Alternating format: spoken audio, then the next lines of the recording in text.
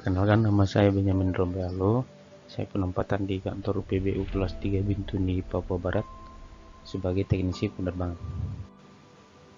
Di sini saya akan menjelaskan pembelajaran agenda 3, kedudukan dan peran PNS dalam NKRI. Nomor TSN.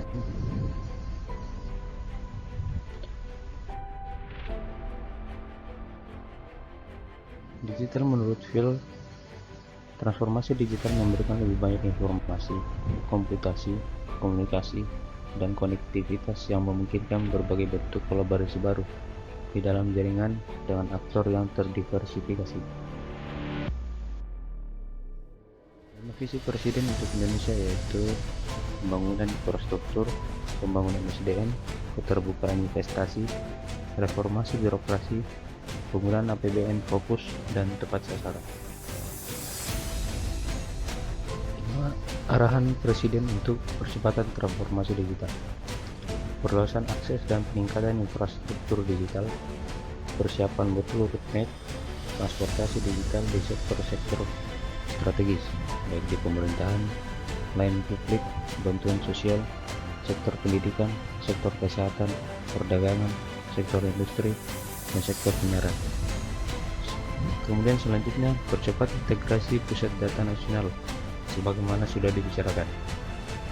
Persiapan kebutuhan SDM talenta digital, persiapan terkait dengan regulasi, skema-skema pendanaan, dan pembiayaan transformasi digital dilakukan secepat-cepatnya.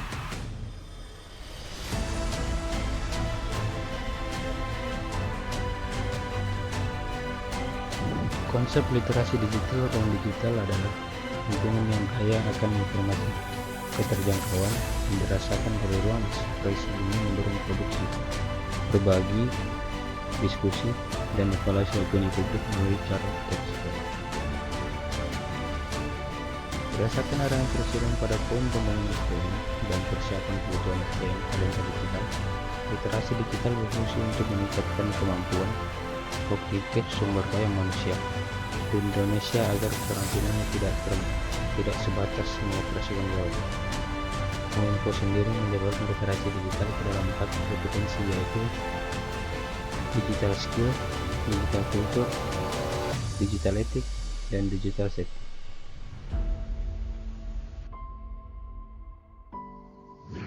Terdapat 3 pilar utama dalam Indonesia Digital Nation, yaitu masyarakat digital yang dibarengi pula dengan pemerintah digital dan ekonomi digital. Yang kedua, masyarakat digital meliputi aktivitas, penggunaan aplikasi, dan penggunaan infrastruktur digital. Yang ketiga, pemerintah digital meliputi regulasi, kebijakan, dan pengendalian sistem digital. Sementara itu, ekonomi digital meliputi aspek SDM digital, teknologi penunjang, dan riset inovasi digital.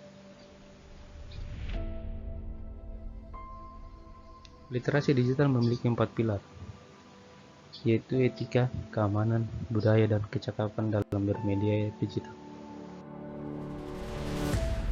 Etika bermedia digital adalah kemampuan individu dalam menyadari, mencontohkan, menyesuaikan diri, merasionalkan, mempertimbangkan, dan mengembangkan tata kelola etika digital dalam kehidupan sehari-hari. Budaya bermedia digital merupakan kemampuan individu dalam membaca, menguraikan, membiasakan, memeriksa, dan membangun wawasan kebangsaan, nilai Pancasila, dan Bhinneka Tunggal Ika dalam kehidupan sehari-hari. Kemudian aman bermedia digital merupakan kemampuan individu dalam mengenali, mempolakan, menerapkan, menganalisis, menimbang, dan meningkatkan kesadaran keamanan digital dalam kehidupan sehari-hari.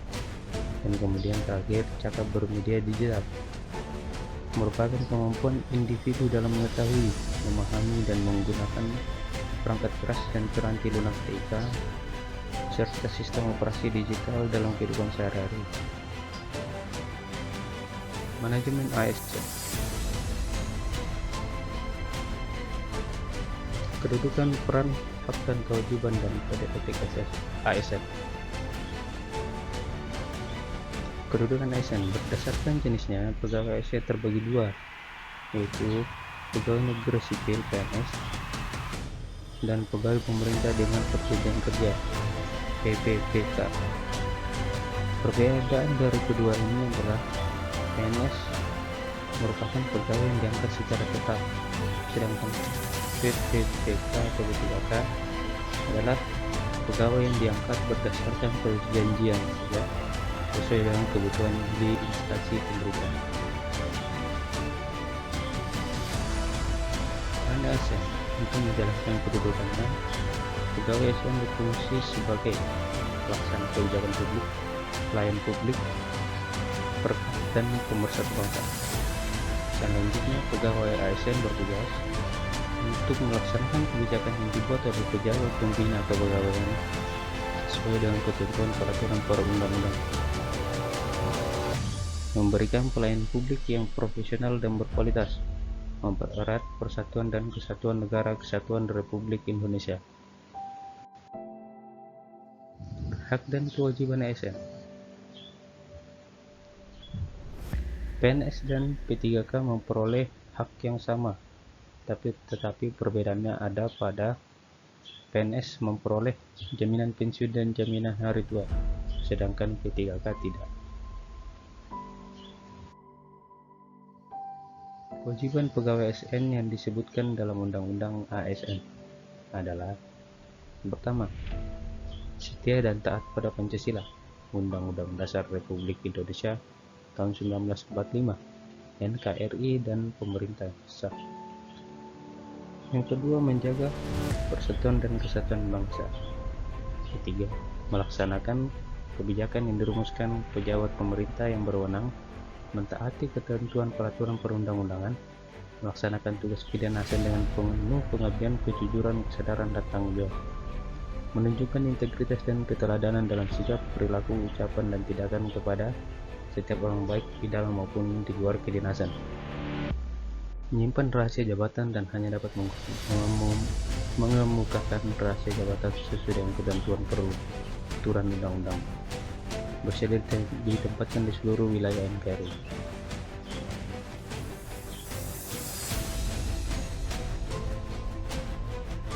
Kode etik dan kode perilaku ASN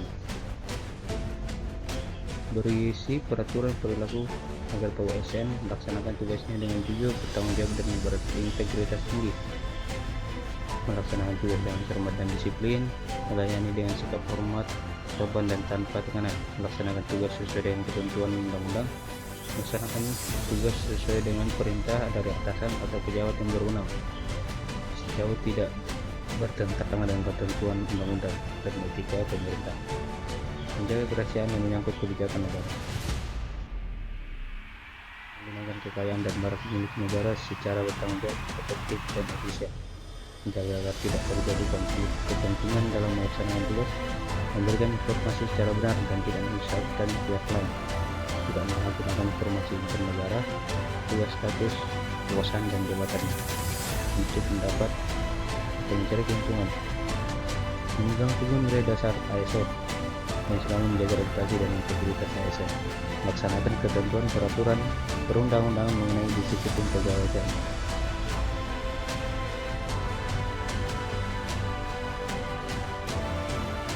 Dalam pengelolaan ASN, menurut pada dasarnya adalah konsepsi dalam manajemen ASN yang menggambarkan diterapkannya integritas dalam keseluruhan semua proses dalam pengelolaan ASN, yakni pada kepentingan kementerian dan investasi individu untuk melaksanakan pekerjaan. Dalam pengelolaan ASN, organisasi memiliki tugas untuk memaksimalisasikan efektivitas pegawai dalam organisasi dan juga memenuhi kepuasan pegawai melalui berbagai hal seperti kompensasi, kesempatan berkembang, jaminan karir, dan juga kepuasan dalam melaksanakan pekerjaan. Beberapa komponen pengelola ASN sebagaimana di atas, khususnya dalam penyusunan dan penetapan kebutuhan, penilaian kinerja, pengembangan kompetensi, promosi, mutasi, dan penghargaan. Mekanisme pengelola ASN. Mekanisme PNS meliputi penyusunan dan penetapan kebutuhan, pengadaan pangkat dan jabatan, pengembangan karir, pola karir, promosi, mutasi, penilaian kerja, penggajian, dan tunjangan penghargaan, disiplin, pemberhentian, jaminan pensiun, dan hari tua dan perlindungan. Manajemen ketiga meliputi sama seperti manajemen pendek, tetapi tidak memiliki jaminan pensiun dan hari tua. Dan manajemen P3K memiliki pemutusan hubungan perjanjian kerja dan perlindungan di saat dibutuhkan. Sekian dari saya ucapkan terima kasih.